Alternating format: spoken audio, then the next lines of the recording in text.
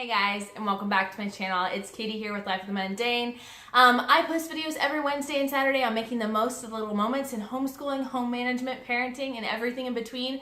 I would love if those are topics that interest you, for you to subscribe to my channel, drop comments below, shoot me emails, whatever. I love hearing from you guys.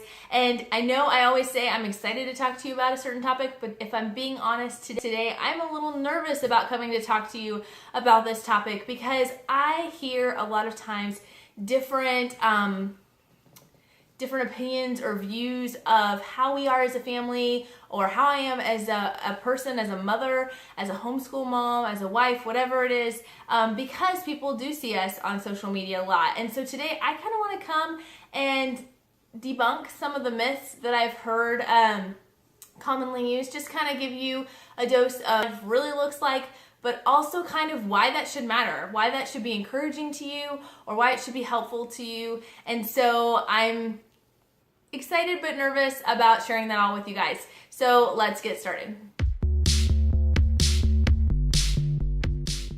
So myth number one that I hear so often is, wow, Katie, you're so organized.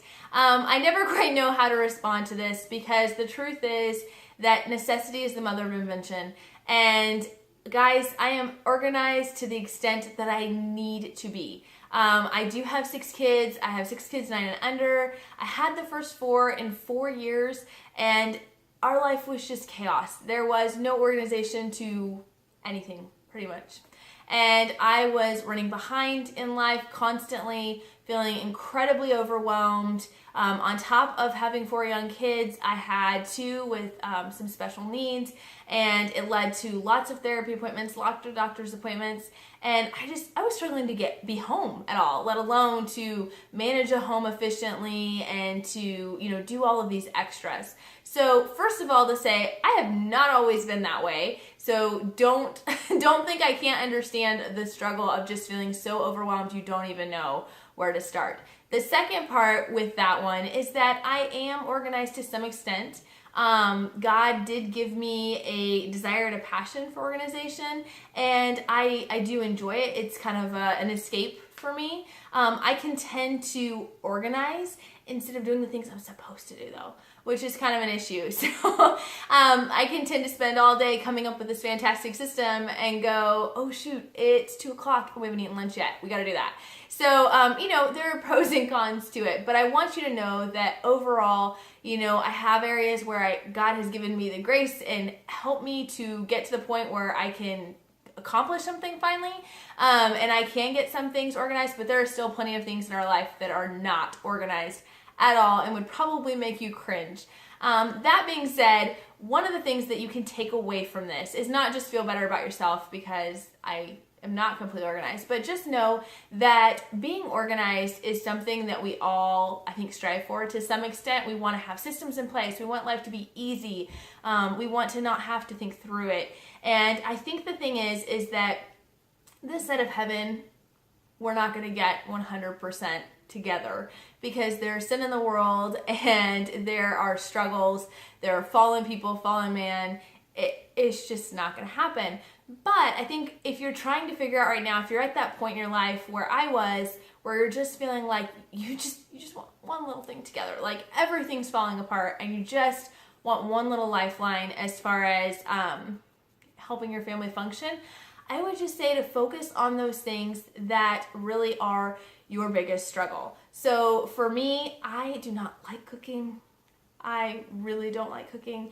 I cook enough to feed my family. But I don't enjoy a second of it. And so because of that, if I didn't have a system in place for meal planning and for cooking and for feeding my kids and my family and everything, it made things really hard for me to function. We'd have really wacky meal times and it threw off everybody's sleep schedule and people were cranky and I was stressed and overwhelmed and we were overspending because we were eating out and things like that. So that was one area that I knew that probably needed the most help. So I had to sit down and figure out that system before I could figure out anything else. And so I would just tell you, take it bite by bite, just little by little. Take that big thing that just seems to kind of be the domino that knocks everything else over, and just try and find a system that works for you for that one area. work that system until you've kind of refined it and it's working for you, and then add on additional areas, but just one at a time. And I know it feels like your whole world's falling apart sometimes, or at least for me, it felt like that. And you just need it all together. I need it all done right now. The fact is that that's just not going to happen. And if you're just steady and consistent and faithful and just working on one little area at a time, I promise it will get there. It'll get to the point where it doesn't all feel so overwhelming and they're just, little pockets. So that's one thing that I wanted to pass on encouragement-wise. The second myth that I hear oftentimes is, wow, Katie, you had 4 littles, 4 and under. Oh, you're a homeschool mom, you stay with your kids. I could never do that because I'm not as patient as you are. I am not sure where people get the idea, and this isn't just me. I've heard tons of people say they couldn't homeschool because they couldn't be that patient. I'm not sure where everybody got their idea that homeschool moms are patient or have an extra gift of patience. I know many, many homeschool moms, and that is just not the case. Sorry guys, sorry to pop that bubble, but we have a normal amount of patience, if not maybe a little less, depending on the person. But what I will say is that is a blessing. We don't homeschool because of our patience. We homeschool in spite of our patience. God's grace is sufficient. In our weakness, He is strong, and that is just the truth of it, guys. If I could be super patient and chill with my kids all the time, nothing ever got to me, I was just cool with it all, homeschooling may not be that hard, but it also would mean I wouldn't need to rely on God as much. But guess what? I need to rely on God a lot. a lot. Right now I have several struggling readers.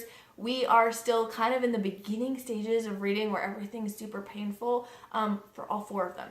So when you're listening to 4 struggling readers every day, that takes a lot of patience, guys. Trust me. And love my kids with all my heart, but I am a normal mom, just like you. I have moments where my patience is thin, where I get frustrated. I have moments where I get frustrated with my kids and maybe don't talk as well as I should to them. There are things that happen just like any of you guys out there. And so if you are a person that is thinking, I wish I could homeschool if only I had the patience, just know if you wait till then, you'll never be able to do it.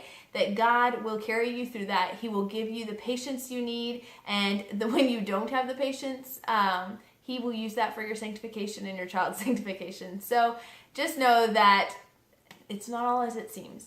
The third myth that I hear oftentimes is that, how do I do it all? How do I do YouTube and cook and clean and run kids back and forth to activities and all of these things? I don't know what all everybody imagines I do every day, but I can promise you whatever it is you imagine I do, I don't do it all.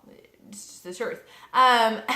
Nobody can do it all. And I think there are things that you have to look at and go, biblically, what does God call us to do? So there are certain things that He calls every single person to do.